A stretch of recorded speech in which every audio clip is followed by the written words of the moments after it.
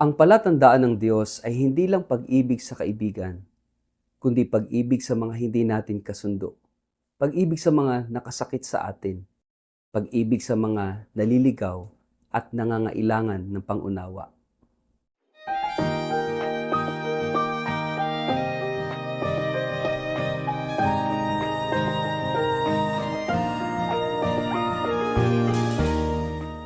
Ang mabuting balita ng Panginoon ayon kay San Juan. Pagkaalis ni Judas ay sinabi ni Jesus, "Ngayon luluwalhatiin na ang anak ng tao, at sa pamamagitan niya ay luluwalhatiin ang Diyos. At kapag niluwalhati na ang Diyos sa pamamagitan ng anak ng tao, ang Diyos naman ang luluwalhati sa anak, at ito'y gagawin niya agad. Mga anak, kaunting panahon na lamang ninyo akong makakasama. Hahanapin ninyo ako, ngunit sinasabi ko sa inyo, ang sinabi ko noon sa mga Hudyo, hindi kayo makakapunta sa pupuntahan ko. Isang bagong utos ang ibinibigay ko sa inyo ngayon. Magmahalan kayo kung paano ko kayo minahal. Gayon din naman, magmahalan kayo. Kung kayo may pagmamahal sa isa't isa, makikilala ng lahat na kayo'y mga alagad ko." Ang mabuting balita ng Panginoon. Word of the day, hear what God has to say. Mapagpalang araw po sa inyong lahat. Kumusta po kayo? Ang atin pong word of the day ay sign. Sa Ebanghelyo ngayong araw mula kay San Juan, matapos umalis si Judas upang ipagkanulo si Jesus, bumaling ang Panginoon sa kanyang mga tapat na alagad at iniwan sa kanila ang isang bagong utos. Mag-ibigan kayo. Kung paanong inibig ko kayo, gayon din naman ang inyong pag-ibig sa isa't isa. At sa kanyang mga salita, binigyang diin niya, sa ganito makikilala ng lahat na kayo'y aking mga alagad, kung kayo'y may pag-ibig sa isa't isa. Kaya nga, ang salitang ating pinagdidilayan ngayon, palatandaan, sign. Sa mundong puno ng simbolo, krus, imahen, rosaryo at mga debosyon, mahalaga ang paalala ni Jesus. Ang tunay na palatandaan ng pagiging kanyang alagad ay hindi panlabas lamang, kundi pag-ibig, panloob. Maaring may krus sa leeg, Biblia sa kamay, at dasal sa bibig, pero kung walang pag-ibig sa puso, paano makikita ng mundo ang Diyos sa atin? Hindi tayo makikilala sa titulo, sa damit o sa salita. Makikilala tayo sa ating kakayahang magmahal. Sabi ni Jesus, kung paanong iniibig ko kayo, gayon din ang inyong pag-ibig sa isa't isa. Hindi niya sinabing magmahal kayo sa abot ng inyong makakaya, kundi magmahal kayo tulad ng pagmamahal ko sa inyo. Ano ang katangian ng pag-ibig ni Kristo? Una, ito'y sacrificial, handang mag-alay ng buhay. Ang pag-ibig niya, mapagpatawad kahit paulit-ulit tayong nagkakamali. Ang pag-ibig niya walang kinikilingan mula sa makasalanan hanggang sa banal. Ang pag-ibig niya ay tapat hanggang sa dulo, kahit ipagkanulo. Ito ang pag-ibig na hindi pansamantala, hindi mapili at hindi nakakondisyon. Ito ang pag-ibig na palatandaan ng Diyos. Sa kontekstong ito, si Judas ay kakalabas pa lamang upang ipagkanulo si Jesus. At sa halip na magalit, nagpaalala si Jesus ng pag-ibig. Pinapakita niya na ang tunay na pag-ibig ay hindi reaksyon lamang sa kabutihan ng iba, kundi desisyon na manatiling tapat kahit masakit. Ang palatandaan ng Diyos ay hindi lang pag-ibig sa kaibigan, kundi pag-ibig sa mga hindi natin kasundo, pag-ibig sa mga nakasakit sa atin, pag-ibig sa mga naliligaw at nangangailangan ng pangunawa.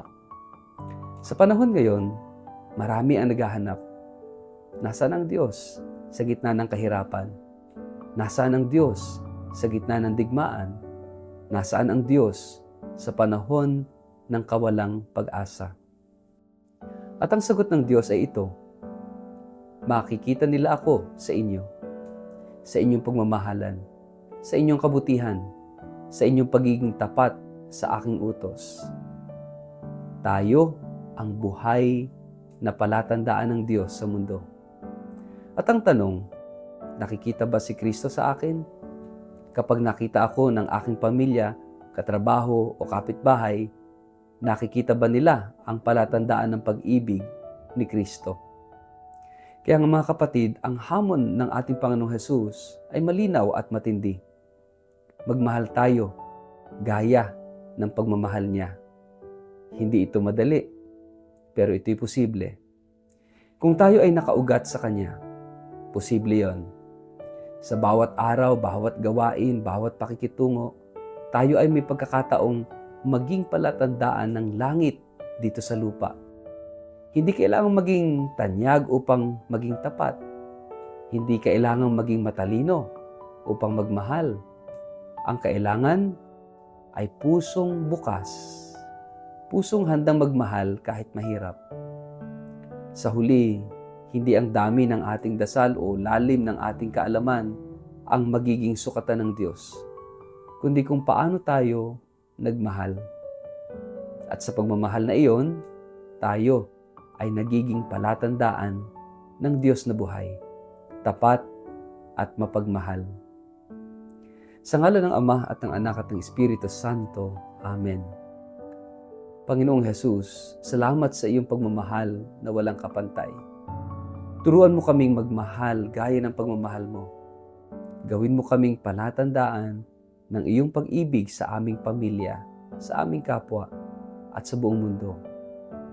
Sa araw-araw naming pamumuhay, naway masabi ng iba, siya'y alagad ni Kristo dahil sa kanyang pagmamahal. Amen. Pagpalaan po kayo at ingatan ng makapangyarihang Diyos, Ama, Anak at Espiritu Santo. Amen.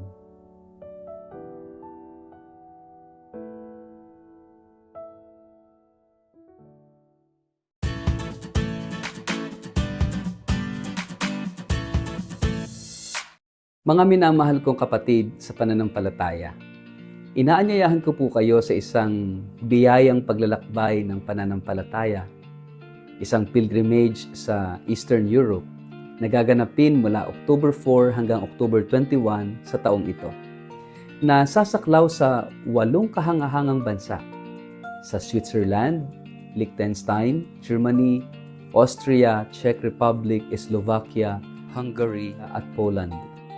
Ang tampok ng banal na paglalakbay na ito ay ang ating debosyon sa Divine Mercy o Banal na Awa, isang tema na napapanahon sa atin ngayon sa panahon ng pagsubok at pananabik sa pag-asa. Gaya ng sinabi ng ating yumaong Santo Papa Francisco, the mercy of God is the sure source of our hope. At sa ating paglalakbay, bibisitahin po natin ang mga sagradong lugar kung saan sumibol at lumaganap ang mensahe ng awa ng Diyos. Bibigyan din natin ang Poland, ang bansang sinilangan ni Saint Faustina Kowalska at Saint John Paul II, mga tagapagdala ng mensahe ng banal na awa sa buong mundo. Ito hindi lamang isang biyaheng panlabas, kundi higit sa lahat, isang panloob na paglakbay ng puso. Isang pagkakataong mapalalim ang ating pananampalataya. Maranasan ang kagandahan ng simbahang Katolika sa Europa at muling pag-alabin ang ating pag-asa. Para po sa mga interesadong sumama sa akin, maaaring makipag-ugnayan kay Toby sa numerong 0917-317-4536 o magpadala ng email sa inquiry@tobiahe.com. Magsama-sama po tayo sa isang paglalakbay ng panalangin, kultura at biyaya. Huwag palampasin ang pagkakataong ito na muling matuklasan ang Diyos na buhay, maawain at laging nag-aanyaya. Halina po kayo, maglakbay tayo kasama ang banal na awa, patungo sa mas matibay na pag-asa.